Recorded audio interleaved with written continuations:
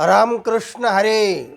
सज्जन हो, आज आपणाला लहानपण देगा देवा या विषयावर अभंगाचं विवेचन सांगणार आहे. अभंग आहे संतश्रेष्ठ तुकाराम महाराजांचा.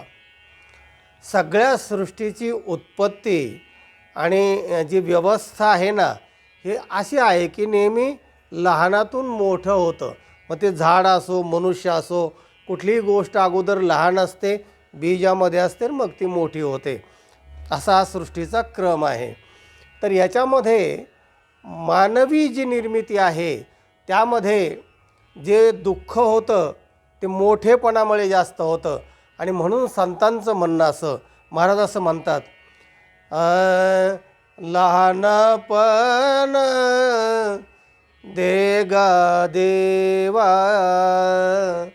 लहानपण देगा देवा. मागणी मागतात, देवा मला हे मोठेपण नको आहे, मला लहानपण दे. मुंगे साखरेचा रवा, लहानपण देगा देवा. मुंगी लहान असते आणि म्हणून ती त्याला साखर खायला मिळते. तर मी लहान होऊन मुंगीसारखी साखर खाईन, म्हणून मला लहानपण दे. म्हणजे असं का म्हणतात तुकोबर आहे? तर ते म्हणतात, जया अंगी मोठेपण, ज्याच्या अंगात मोठेपण आहे तर त्रास होतो ना, म्हणून मी म्हणतोय की मला लहानपण दे. म्हणलं हे उदाहरण काय याला? दुसऱ्या चरणात महाराज म्हणतात, ऐरावत रत्न थोर, त्यासे अंकुशाचा मार. ऐरावत, ऐरावत म्हणजे इंद्राचा हत्ती, इंद्राचं वाहन. जे 14 रत्न समुद्र मंथनातून निघाले त्यात ऐरावत नावाचा हत्ती निघाला आणि तो इंद्राच्या वाट्यावर गेला आणि इंद्र त्याच्यावर बसत असतो. तेव्हा म्हणजे 14 रत्नापैकी हे एक रत्न असणारा ऐरावत नावाचा हत्ती, फार मोठा हत्ती, किमतीने मोठा, कीर्तीने मोठा, शरीराने मोठा. पण म्हणाले तिथे काय एवढ्या मोठा असूनसुद्धा त्यासे अंकुशाचा मार. पण त्याला अंकुशाचा मार, असा एक अंकुश असतो, असं असतं, आणि याला एक टोक असतो. म्हणजे असा ओढून धरता येतो त्या सोंडेच्या त्या माथ्यावर असा, आणि चालवायचा असेल तर असं त्याला टोक असतो. त्याला मार खावा लागतो अंकुशाचा. आणि म्हणून तिसऱ्या चरणात महाराज म्हणतात, जया अंगी मोठेपण, तया यातना कठीण.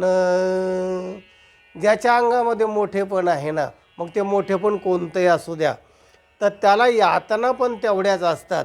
ज्ञानी माणसं असतात, मोठे मोठे काय असतात, तर ते त्यांच्या यातना त्यांना माहीत असतात ना. जे जे मोठे झाले त्यांना यातना तेवढ्याच मोठ्या असतात.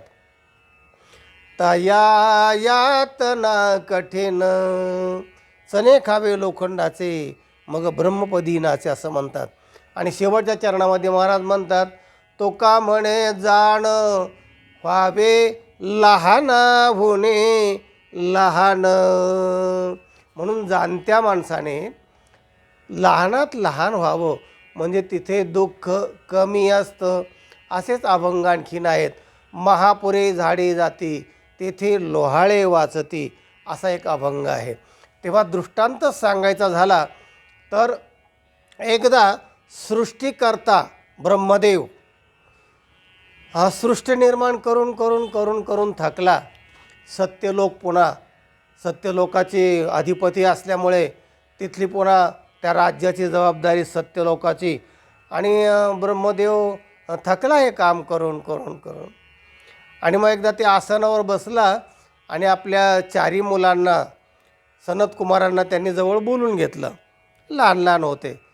म्हणजे बाळांनो, आता हे बघा, मी फार थकलेलो आहे. सृष्टीचे निर्माण करता करता हे सगळे मोठं काम झालं आणि सत्यलोकाचं हे सगळं राज्यकारभार चालवायचा. तेव्हा बाहेरचं कोणतंही काम करायचं ठरलं तर माणसाला व्यग्र व्हावं लागतं. आणि तरच ते काम करता येतं. म्हणून व्यग्रतेमध्ये आणि अनेक कामं मोठे मोठे बिघडतात. ते पुन्हा रचना करावी लागते, पुन्हा चुकतात, पुन्हा.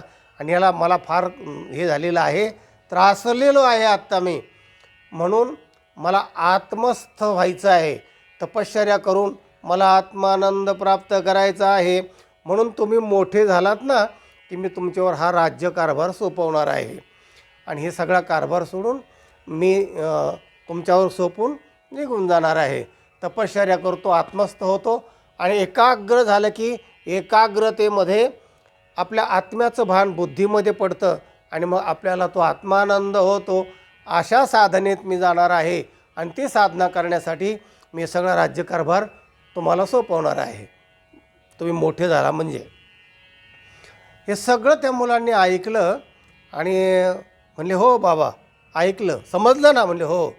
आणि ते मुलं गेले आणि त्या मुलांनी चौघांनी मीटिंग घेतली, त्या सनत कुमारांनी. म्हणले का रे, आज बाबा जरा वैतागलेले दिसत होते म्हणाले.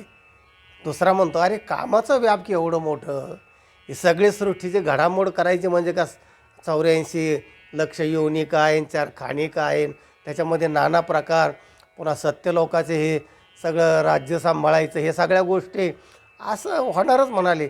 अरे पण होणार, पण ते आपलं असं का मानले की तुम्ही मोठे झाले की हा सगळा कारभार तुमच्यावर सोपवणार आहे आणि मी फार दमलो आहे, थकलो आहे आणि मला फार त्रास होतो आहे म्हणून. तर ते दुसरे म्हणले त्रास आता एवढं काय असतं, व्याप तितका संताप असतो ना म्हणाले, तर संतापले बाबा.